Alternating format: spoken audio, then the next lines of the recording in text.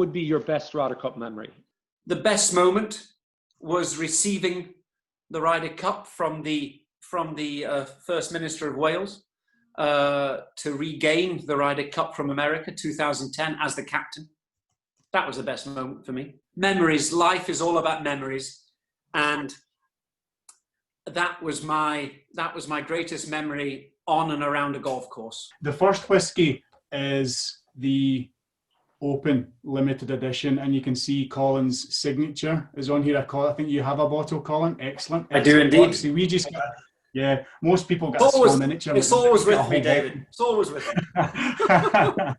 And Colin and I met briefly in 2018 when he came to Loch Lomond distillery, and he met with our master distiller, Michael Henry, and they locked themselves in a room and talked whiskey for a while and many other things, I believe.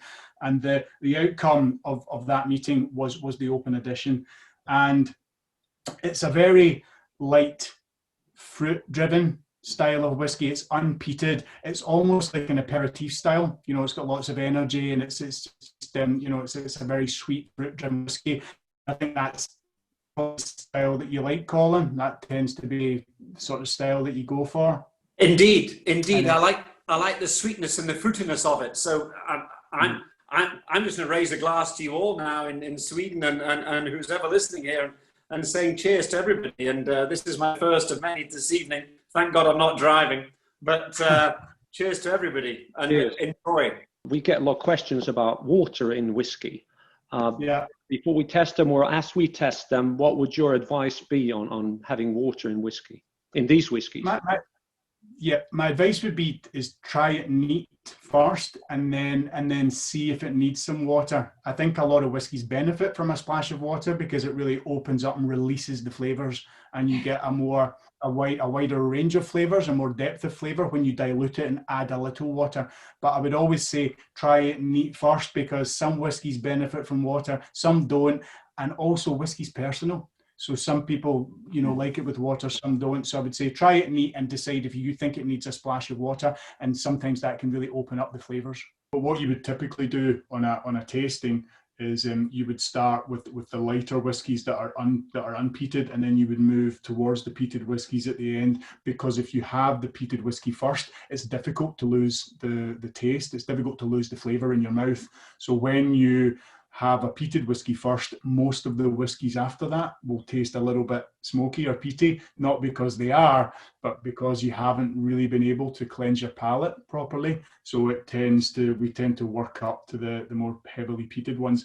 And I've had a really, really peaty whiskey before, and you can almost taste it the next day as well, that kind of really peaty flavor. So that's why we would typically structure it in that way. Another question is the best irons you ever played?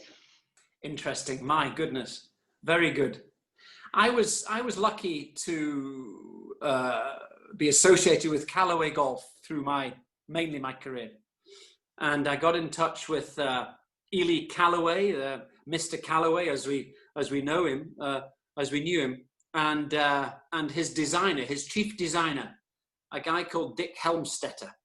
That's why on the shafts of if you have an older Callaway club, in fact, just give me 1 second and I will come back with a Callaway club. Hold on a minute. Okay, I'm back, right?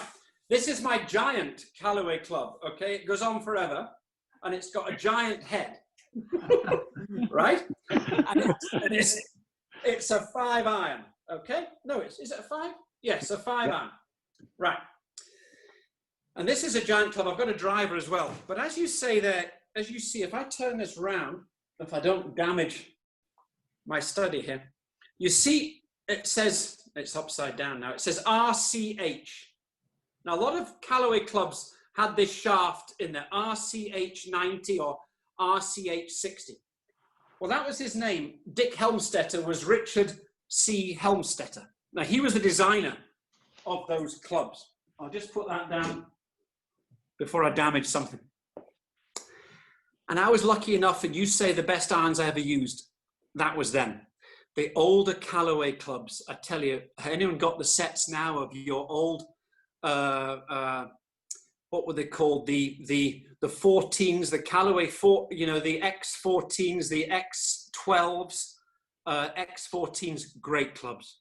Great clubs. I think that was an X12, was it? An older one? The big one I had. But they were great clubs. The Callaway X14s, Callaway X12s, super golf clubs, and somehow well ahead of their day. A lot of the clubs nowadays are very similar. They're all computer driven, I suppose, but these were ahead of the game. The Callaway X clubs, fantastic. Colin, I didn't have another question. I just wanted to say, once again, absolutely brilliant. It's been an absolute pleasure listening to you. Thank you. Apart from the Leeds thing, Colin, but that if you let me borrow that Callaway 5-iron, then I'll forgive you. Somebody's gave me improvement iron for me. This is just great to talk to you again, and good luck with the year ahead. And spare me a thought in wet, rainy Glasgow when you land in Hawaii. Please do that. But listen, once again, thanks, and I really appreciate your time, Colin. I know how busy you are, so thank you. Well, and I think you're dash off now. I think probably. Okay. Well, may I wish you happy holidays, David, and thank you very much indeed. Cheers. Thank you. Cheers, Colin. Happy holidays. Stay safe. Thank you.